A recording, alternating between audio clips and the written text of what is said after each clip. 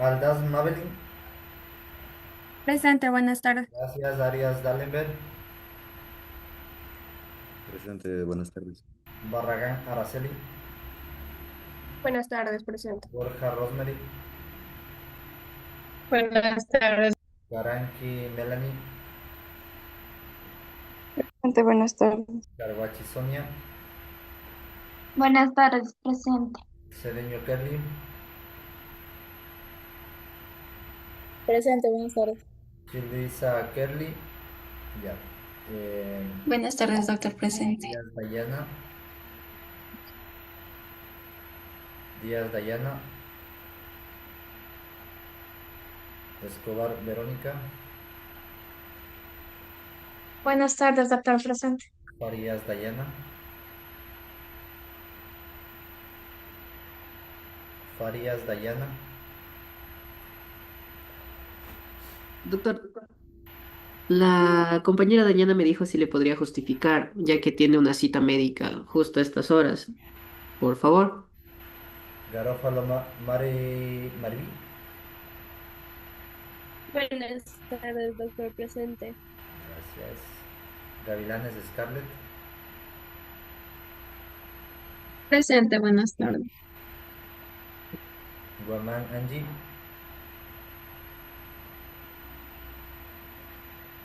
Guamán Angie. Isa Brittany. Buenas tardes, doctor presente. Gracias. Lucio Scarlett. Está. Presente, buenas tardes. Manobanda Yosenka. Buenas tardes, presente. Gracias. Melendres Elkin. Melendres Elkin. Muyo Yesenia. Buenas tardes, presente. Gracias. Paredes Diana. Buenas tardes, presente. Gracias. Pasto Edison. Presente, buenas tardes. Ponce Lady. Presente, buenas tardes. Remache Kerly.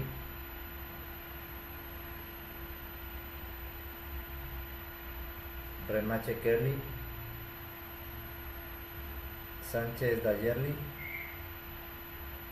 Buenas tardes, presente. Suárez Areli. Buenas tardes, presente. Toquiza César. Buenas tardes, presente. Ulloa Oliver, si está. Vargas Luis. Buenas tardes, doctor presente. Vargas Luis. Buenas tardes, presente. Vázquez Fernanda. Buenas tardes, presente. Villota María José. Buenas tardes, doctor presente. Gracias. Estamos total 25. Faltan, con que me dijo usted, Oliver, serían 4, ¿no? Total son 30 ustedes. Ok. Listo, chicos, tengan ustedes muy buenas tardes. Vamos a dar inicio a las clases del día de hoy con un tema muy eh, simple en relación a la innovación y emprendimiento nuevamente de esta materia, que nos permite dar un lineamiento, un adelanto y una propuesta muy diferente de lo que anteriormente se viene llevando a cabo en relación a la creación, ¿sí?, de este producto que ustedes van a adquirir al final de su estudio, que es poder poner en práctica su trabajo, su conocimiento.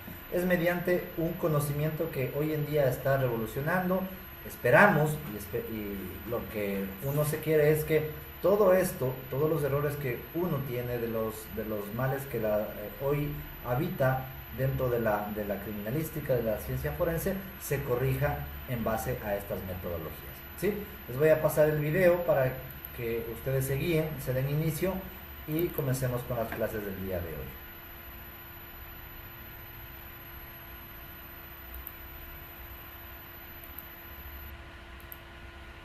A ver, imaginemos por un segundo el vibrante y, seamos sinceros, un poco caótico mundo de las startups Silicon Valley, un sitio donde las ideas nacen, se prueban y mutan en cuestión de días.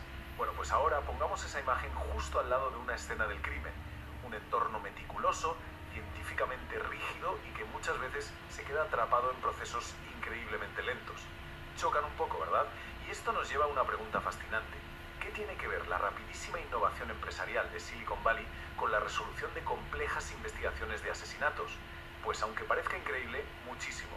En este análisis vamos a explorar una revolución silenciosa pero tremendamente poderosa que está mezclando la velocidad de las empresas tecnológicas con la precisión absoluta de la ciencia forense. Criminalística ágil, aplicando la metodología Lean Startup a la criminología. Hoy vamos a desgranar cómo un famosísimo marco de trabajo del mundo empresarial está dándole la vuelta por completo a la forma en que se investigan los delitos. Al adoptar estos principios, la ciencia forense está resolviendo casos con una eficiencia que sinceramente hace unos años parecía ciencia ficción.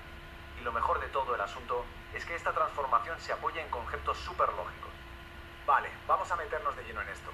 Históricamente, la investigación criminal siempre ha sido súper lineal, básicamente un paso detrás de otro. El problema es que con este método tradicional, los atascos burocráticos en los laboratorios son monumentales. Hablamos de casos paralizados durante meses o incluso años. Es un sistema tan rígido que te obliga a consumir recursos a lo bestia desde el minuto uno, muchas veces persiguiendo pistas que no llevan a ninguna parte. La validación te llega al final del todo, lo que significa que cometer un error sale carísimo y peor aún, te das cuenta demasiado tarde. En cambio, el enfoque Lean propone algo totalmente distinto. Un método iterativo. Gastas los recursos poco a poco, por hitos. Validas la información constantemente en ciclos cortos. Y si te equivocas, bueno, el error es barato y se detecta rapidísimo. Es un cambio de paradigma total y absoluto. En el fondo, toda esta agilidad forense es simplemente la adaptación directa del famoso modelo de Eric Ries. Crear, medir y aprender. Pero claro, en lugar de usarlo para lanzar la enésima aplicación móvil o una red social nueva, lo estamos aplicando al riguroso método científico de la investigación criminal. Aquí el objetivo es cuádruple: optimizar los recursos técnicos que valen su peso en oro, validar las sospechas a la velocidad del rayo y sobre todo reducir drásticamente el tiempo que se tarda en cerrar un caso. Y para conseguir todo esto usan una herramienta que han tomado prestada directamente de las startups. Y ese concepto es el Producto Mínimo Viable, o PMV. A ver, en el sector tecnológico, un PMV suele ser una app muy básica, a veces hasta con algún que otro fallo, que se lanza rápido para ver si a la gente le interesa.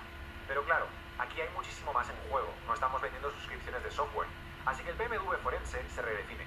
Pasa a ser una línea de investigación inicial que tiene única y exclusivamente los elementos esenciales para poder ser validada por la ciencia o bien refutada por completo. No intentas tener el caso perfecto y cerrado el primer día. Solo buscas tener lo estrictamente necesario para empezar a probar si vas por el camino correcto. Es de una brillantez tremenda por lo simple que es. Entonces, para construir este PMV forense, la investigación no necesita certezas absolutas desde el primer momento. Lo que necesita son tres pilares ágiles que funcionen juntos. Imaginemos un robo complicadísimo.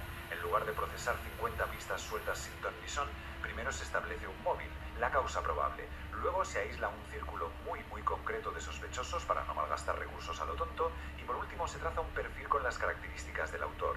Con estas tres piezas del puzzle bien unidas, los investigadores ya tienen una base sólida y sobre todo manejable para empezar a testear su teoría. Y seguro que todos tenemos en la cabeza el típico corcho de pared de las series policíacas, ese que está lleno de hilos rojos y fotos conectadas, ¿verdad? Pues eso no es solo un adorno de Hollywood, eso es el perfilamiento criminológico ágil en estado puro. Lo fascinante aquí es que esa red de hipótesis no es estática, para nada, se mueve, se ajusta y evoluciona dinámicamente cada vez que llega una nueva prueba del laboratorio y se mide. Es literalmente un ecosistema vivo de información. Los datos nuevos reconfiguran el mapa al instante, dejando descartar a un sospechoso o incluir a uno nuevo en tiempo real. Todo este engranaje funciona dentro de un ciclo constante, un bucle que no para. El ciclo de investigación Lean tiene tres pasos que son sagrados. Paso 1, crear, es decir, armar ese producto mínimo viable forense con los tres pilares que acabamos de comentar. Paso 2, medir. Aquí entra la ciencia dura y pura, analizando todo en el laboratorio para ver si las sospechas se sostienen. Y paso 3, aprender. Con los resultados sobre la mesa tomas una decisión crítica sobre qué hacer a continuación. Y este ciclo se repite a una velocidad de vértigo hasta que das con la verdad irrefutable. Y hablando del paso 2, la fase de medir, aquí es donde la teoría se da de bruces con la realidad del microscopio. En esta fase no hay lugar para corazonadas o presentimientos de detective, es ciencia. Se aplican técnicas periciales súper rigurosas para poner a prueba esas hipótesis iniciales. Da igual si hablamos de balística para ver de dónde salió un proyectil, dactiloscopia, cruzando huellas en bases de datos a toda máquina, o de química forense súper compleja. Esta es la barrera donde las ideas tienen que demostrar su peso real. Pero, ¿cómo sabemos realmente si la investigación va bien? Pues con métricas, porque aquí los números mandan. Para ponerlo en perspectiva, una coincidencia de ADN forense te da una validación altísima, rozando el 95%. Confirmar la mecánica de los hechos mediante trayectorias balísticas ronda un 70% de certeza, y recuperar huellas latentes le puede inyectar un 45% de fuerza a esa primera línea de investigación. Ojo, no son suposiciones hechas al aire, son datos fríos y objetivos que te dicen sin ningún tipo de piedad hacia dónde tiene que ir el caso. Y claro, con esos números en la mano, llegamos a la encrucijada del método, la fase de aprender. Hay dos caminos clarísimos. Camino A, la validación forense. Si la ciencia dice que tu hipótesis es correcta, fantástico. Se avanza a la siguiente fase legal, ahorrando muchísimas horas de trabajo. Pero, camino B.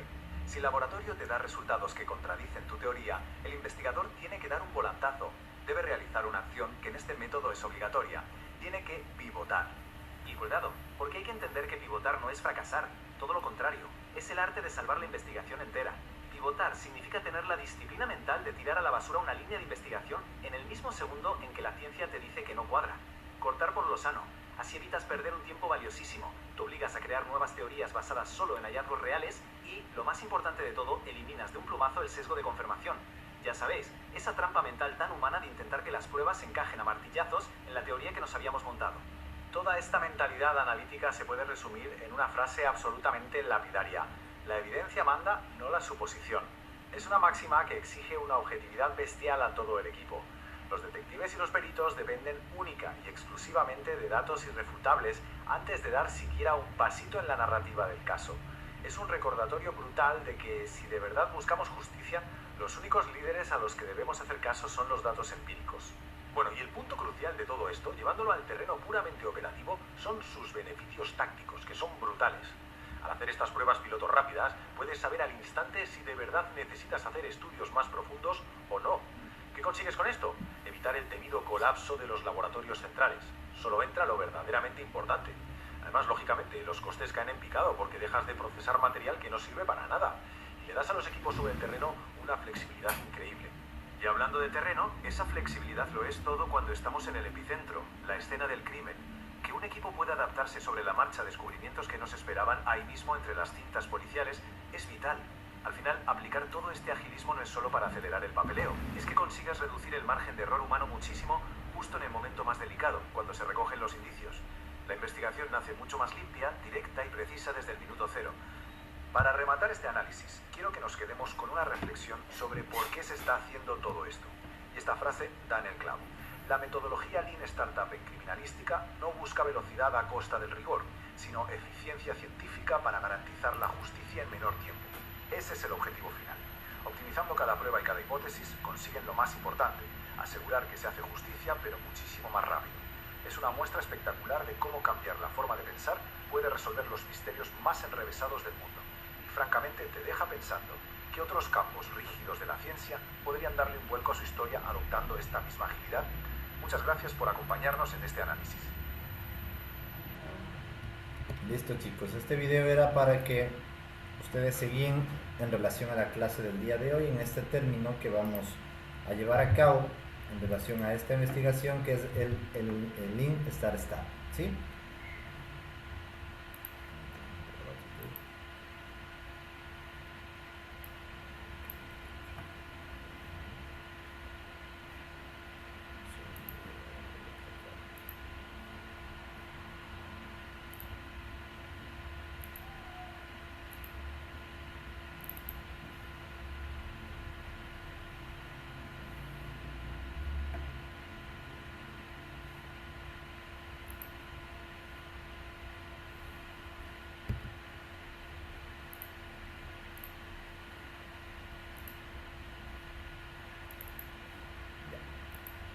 En base a eso, chicos, el tema es específicamente esta metodología que nos aplicaba y que ustedes vieron en el video, que se llama Lean Startup en la criminalística, que nos permite una innovación forense en la aplicación de la resolución ágil de casos que ustedes posterior pueden llevar a cabo con su conocimiento.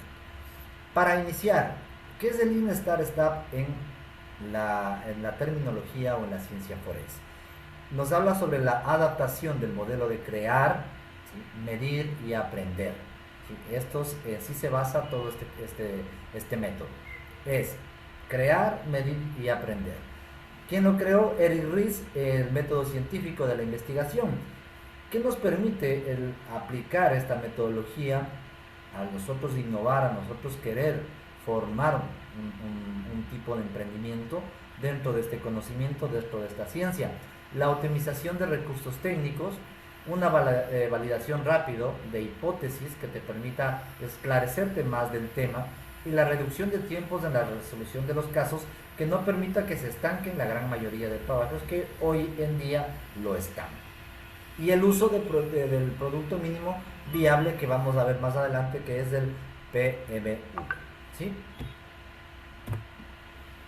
Y dentro de este choque metodológico, ¿sí?, del que estamos viendo nosotros, se establece hoy en día, ¿sí?, o se está viendo la comparativa mediante el método tradicional, ¿sí?, y la metodología de Lian, que nos dice, el enfoque siempre tradicional es lineal, ¿sí? Hasta hoy nos basamos en esa metodología lineal, que no puede seguir hacia adelante ni hacia atrás, no es transversal. Va a seguir hasta que ustedes o nosotros no cambiemos. Estas metodologías van a ser estos enfoques lineales, es los métodos tradicionales. Y la metodología Lian te dice, cambiemos y sea más interactivo, experimental, ¿sí?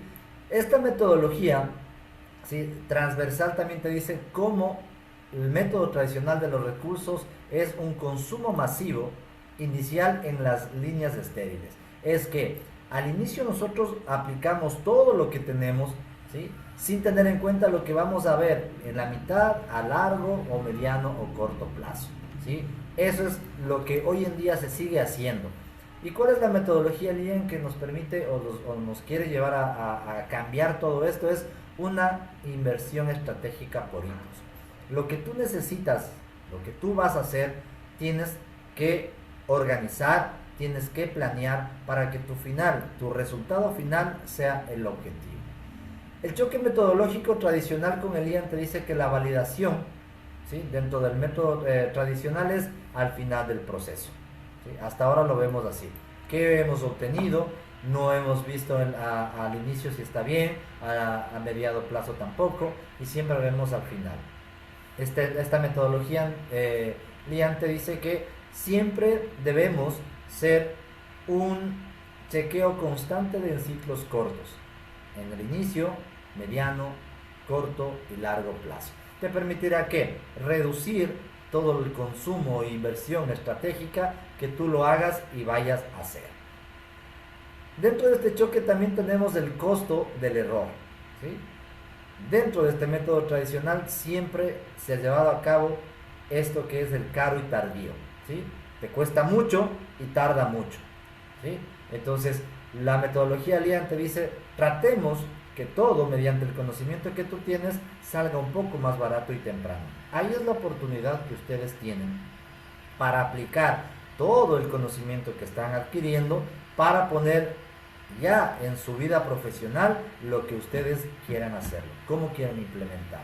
He revisado sus trabajos, están muy buenos, ¿sí?, en relación a lo que ustedes están queriendo hacer, ¿sí?, lo que ustedes quieren organizarse en relación a su trabajo. Y aquí hablamos sobre el ciclo Lean en la investigación, que nos habla y nos permite establecer 3 pilares fundamentales para la interacción constante, ¿sí?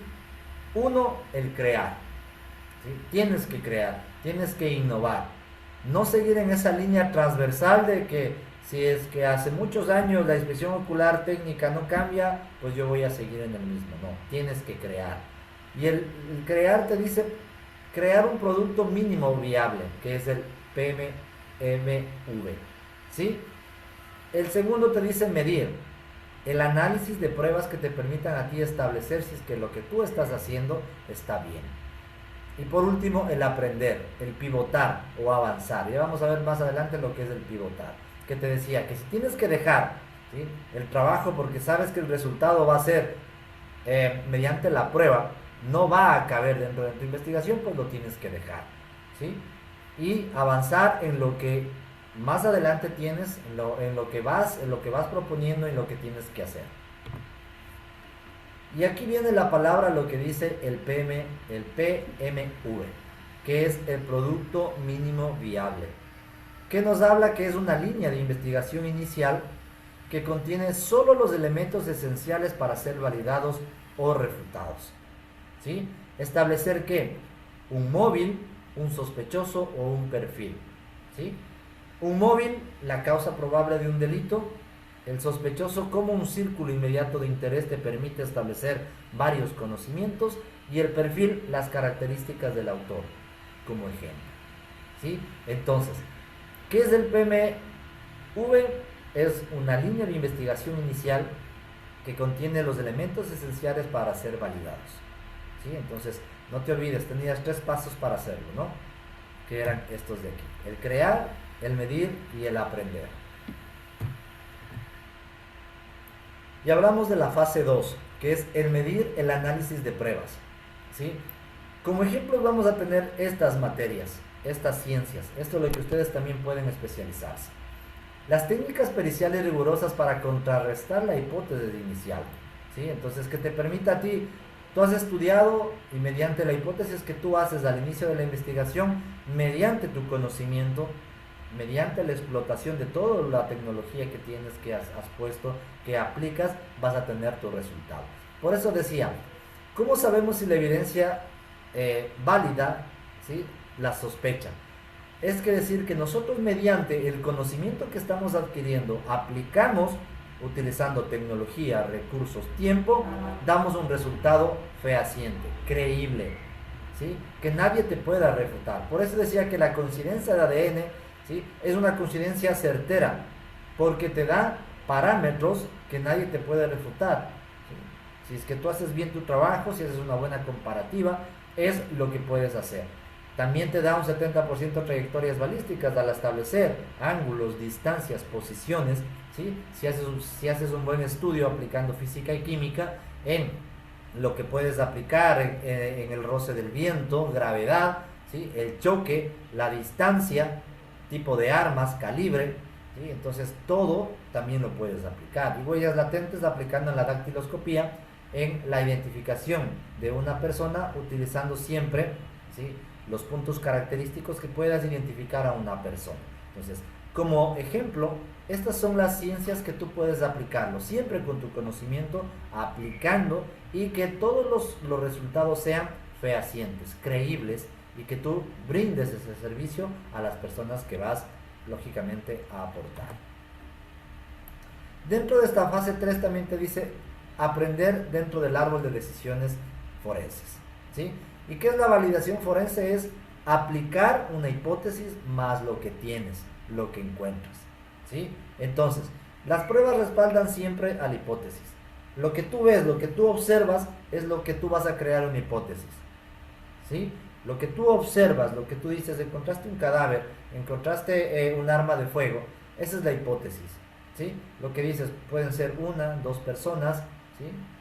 No sabes quién manipuló el arma, pero eso te hace avanzar a una etapa siguiente procesal, que te dirá que los resultados son contradictorios, y si es que a ti ves que, lógicamente, como tu servicio que estás dando a esa persona, ¿sí?, no van a dar resultado lo que ella quiere, ¿sí?, pivotear inmediatamente. ¿Qué es pivotar? Lógicamente dejar. Tú no puedes cuadrar pruebas, ¿sí?, no puedes arreglar escenas, ¿sí?, porque a beneficio de otra persona, no. ¿Sí? Entonces, siempre la validación forense se basa en la hipótesis más la evidencia. Y nunca vas a poder tú manipular pruebas para quedar bien. Ese es el principal tema ético que te hace a ti llegar a ser un ejemplo dentro del ámbito profesional para el crecimiento de tu materia. Y aquí iniciamos que lo que yo les dije, que es el arte de pivotar. ¿Sí? Hablamos primero sobre la evidencia inválida que está presente, ¿sí?, que te permite a ti evitar la pérdida masiva de tiempo, que estés ahí en el mismo hecho, que sigas en lo mismo, queriendo sacar, ¿sí?, de lo malo algo bueno. ¿Sí? ¿Qué te permite eso? Formular nuevas teorías basadas en hallazgos reales. ¿Sí? Que tú veas lo que vas a hacer, lo que tú puedes servir y hasta dónde puedes seguir. Y siempre vas a eliminar con esto un sesgo de confirmación. ¿Sí? Ojo, siempre nosotros en las conclusiones de las pericias, ¿sí? De los informes técnicos periciales damos nuestras conclusiones, ¿sí? Pero no son en este caso la resolución final que alguien te pueda dar. Todo se debe analizar. Por eso decía, siempre la confirmación del perito está establecida, ¿sí? Mediante la conclusión, pero no es lo final, ¿sí? Y aquí hablamos lo que yo les dije acá. Pivotar significa descartar una línea de investigación inválida de forma inmediata. Entonces, eso te va a permitir a ti dentro de tu trabajo evitarte muchos problemas, evitarte tiempo, evitarte gastos y evitar a la persona que está confiando en ti, ¿sí? Que siga adelante en algo que no se puede hacer. Como ejemplo tenemos acá el perfil criminológico ágil, ¿sí? ¿Qué te dice esto de acá? El perfilamiento criminal ya no es un documento estático, ¿sí? Se convierte en una serie de hipótesis dinámicas que se ajustan a cada nueva prueba pericial medida. Entonces tú no puedes decir desde el inicio, estás haciendo un perfil criminológico en base a temperamentos, conductas de una persona, y que digas, sí, lógicamente él fue la persona que realizó, él fue la persona que lo hizo. No, siempre son pruebas nuevas que tú vas avanzando en el conocimiento y vas desarrollando un conjunto, ¿sí? De pruebas que más adelante te van a servir. Por eso decía, la geografía del delito, el modus operandi, tal vez la firma del criminal, estableciendo conductas mediante la escritura, ¿sí? Que puedas identificarlo. Como ejemplo tenemos esto, chicos. Y las herramientas habilitadoras acelerando dentro de la fase de medida, ¿sí? Esto te decía también dentro del video, ¿sí? El ser más rápido dentro del servicio que puedas dar tú, ¿sí? Para evitar mayor gasto, mayor tiempo, mayor agilidad, es acelerar sin comprometer la cadena de custodia, sin manifestar, sin adulterar lo que tú tienes ahí, ¿sí? Ni la integridad probatoria que tú lo vas a hacer. Como ejemplos tenemos esto, ¿no? Los escaneos 3D, que ustedes los han puesto como ejemplo también en sus trabajos, ¿sí? También encontré el ADN forense rápido, por eso le he puesto en eso, ¿sí? Y una base de datos AFIS de balística que lo pueden hacer.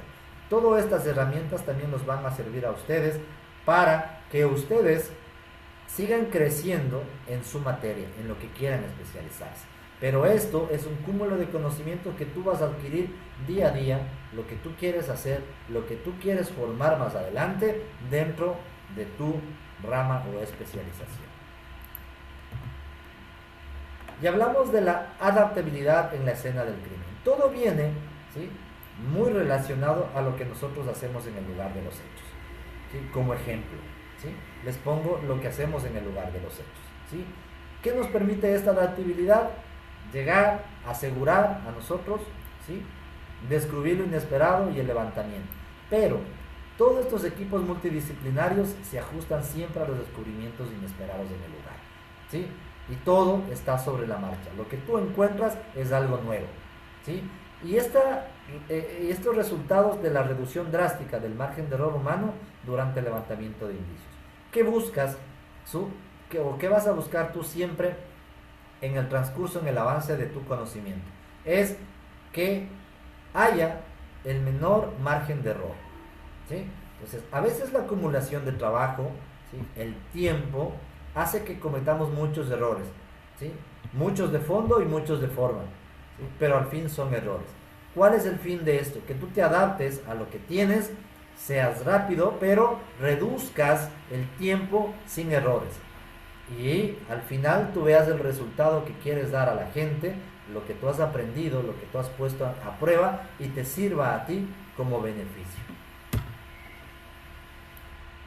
El impacto táctico y la optimización de recursos es de suma importancia para nosotros. Por eso es que se establece o podemos establecer mediante estos tres pilares que nos habla a nosotros, que son las pruebas piloto, la reducción de saturación y los menores costos. ¿Cómo las pruebas piloto? Analizando o haciendo un análisis preliminar rápido para determinar si una prueba requiere estudio complejo. La reducción de saturación, que nos va a evitar más adelante a nosotros un colapso en los laboratorios, es decir, que mi caso, ¿sí? de mi defendido o de la persona que me contrató a mí, ¿sí? Sea o agilite de mayor manera. Y para nosotros, menores costos. Reducción de gastos operativos al no procesar material irrelevante que muchas veces nosotros llevamos para analizar, pero no están asociados a lo que nosotros estamos investigando. Entonces, este impacto táctico y optimización de recursos te va a permitir a ti realizar una medida desde el inicio que trabajas, desde el inicio que estás trabajando con las personas, iniciando con tu conocimiento en tu materia, en tu especialización, y vas a tener un resultado bueno al final. Y vamos a culminar con esto de acá. Son decisiones basadas en datos, ¿sí? La suposición y la narrativa. Esto, chicos, este es el sesgo que siempre se tiene y se seguirá teniendo, y hay que cambiarlo, ¿sí? La suposición y la narrativa, ¿sí? Yo no puedo decir, yo supongo que el tirador estaba a 9 metros del hoy fallecido, si no hago una reconstrucción balística, ¿sí? Yo no puedo decir, yo supongo que la víctima se encontraba bajo los efectos del alcohol, si no he hecho una prueba toxicológica. Entonces, las decisiones basadas en datos sobre la suposición y narrativa, eso todavía sigue siendo lineal, y eso hay que acabar. Y tenemos que, la evidencia siempre debe ser irrefutable. Lo que nosotros levantamos, lo que nosotros tenemos, nos va a servir a nosotros para el estudio técnico, científico, técnico en el lugar, científico en el laboratorio, y nos permita dar un resultado confiable, viable, ¿sí? Y por eso les he dejado este mensaje que dice: siempre la evidencia manda, mas no la suposición. ¿Sí, chicos? Siempre fomenta la objetividad absoluta, y los peritos vamos a depender de la evidencia, siempre, ¿sí? Esto nos va a permitir que todo lo recolectado antes de avanzar en la narrativa del caso, ¿sí? Entonces, siempre ustedes, chicos, básense, y tenemos que cambiar esta metodología, que todo lo que estamos haciendo sea lineal, que nunca cambie, que nunca sea interactivo. Eso es el fin de que ustedes sigan cambiando la mentalidad de esta materia, ¿sí? Que ustedes están preparando, que al final ya de su estudio lo van a poner o no en prueba. Sí, chicos, ¿alguna consulta que tengan? ¿Algo claro? ¿Sí? Así las veo convencido, ¿no? Ya, chicos, ¿alguna consulta que tengan? ¿No? No, pues. Ya, chicos, si no tienen ninguna consulta, por favor pueden desconectarse, y estamos coordinando para la próxima clase. Si han revisado sus trabajos, si siguen repitiendo la gran mayoría, ¿no? O sea, no piensen que solo únicamente la criminalística se va a mejorar con drones, ¿sí? O sea, que saquémonos eso de la cabeza, chicos. Utilicemos más la imaginación en decir que tenemos varias especializaciones que te van a permitir a ti salir adelante, ocuparnos, fomentar más tu conocimiento, y vas a tener un trabajo fijo con eso. ¿Sí, chicos? Sin más que decirles, les agradezco